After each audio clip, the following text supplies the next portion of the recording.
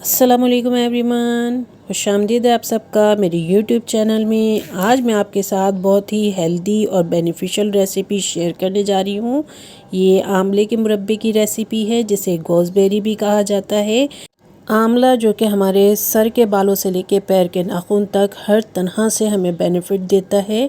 तो आज इसी के मुरब्बे की ओरिजिनल रेसिपी मैं आपके साथ शेयर कर रही हूँ, जिसको देखकर आप आसानी से घर में बना सकते हैं और इसे खा सकते हैं। तो चलिए मज़ेदार आंवले का मुरब्बा बनाना स्टार्ट करते हैं। यहाँ पर मैंने कच्चा आंवला लिया है, ये आप देख सकते हैं।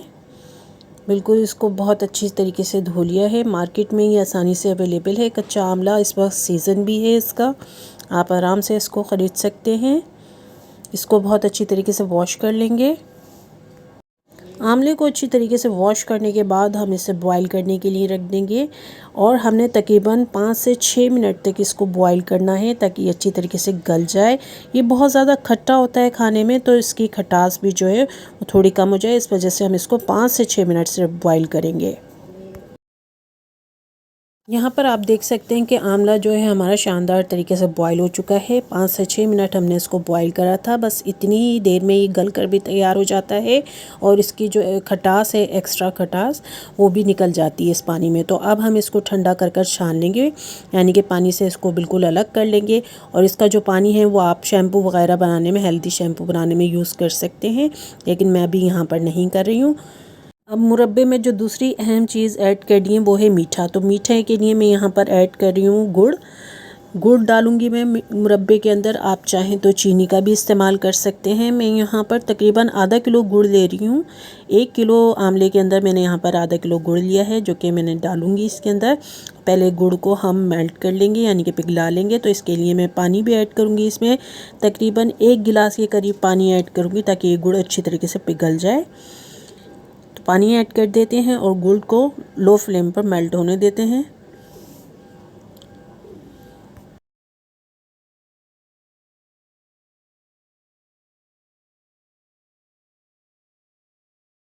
गुड़ को हम यहाँ पर मेल्ट होने देते हैं।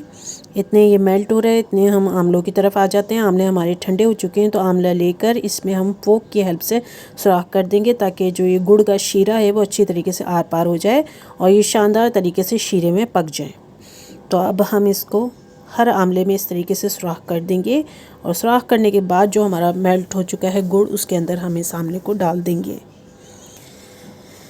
और अब हमने इसको लो फ्लेम पर पकने देना है उस वक्त तक जब तक कि शीरा हमारा अच्छी तरीके से गाढ़ा नहीं हो जाता और आंवले हमारे इसमें पक नहीं जाते। तो ढकने से यहाँ पर मैं अच्छी तरीके से इसको कवर कर दूँगी और इसे पकने दूँगी शीरे में अच्छी तरीके से, जब तक कि शीरा जो मैंने तैयार किया है गुड़ का गाढ़ा ना हो जाए। यहाँ पर आप देख सकते हैं कि आंवले हमारे शानदार तरीके से शीरे में पककर तैयार हो चुके हैं। बिल्कुल शानदार तरीके से गल भी गए हैं शीरे के अंदर और आप देख सकते हैं शीरा भी हमारा गाढ़ा हो चुका है। तो यहाँ पर जो है आंवले का मुरब्बा बिल्कुल रेडी हो गया है। अच्छा, इसको सेव करने के लिए जो है मैं फ्रिज में ही रखूँगी, क्योंकि मैंने मुरब्बा बनाने के लिए किसी किस्म के सिट्रिक एसिड या किसी और केमिकल का यूज़ बिल्कुल भी नहीं करा है। जो बाज़ार से आते हैं उनमें केमिकल्स का यूज़ होता है या दूसरी मुख्तलिफ़ चीज़ें डालते हैं वो सेव करने के लिए, लेकिन मैंने यहाँ पर हेल्दी आंवले का मुरब्बा बनाकर तैयार करा है। ना ही मैंने इसमें कोई लेमन ऐड करा है, ना सिट्रिक एसिड, बल्कि इसको प्योरली गुड़ में पका कर एक हेल्दी आंवले का मुरब्बा जो है तैयार करा है और यही रेसिपी आपको शेयर करी है। उम्मीद है कि आपको पसंद आई होगी हेल्दी रेसिपी।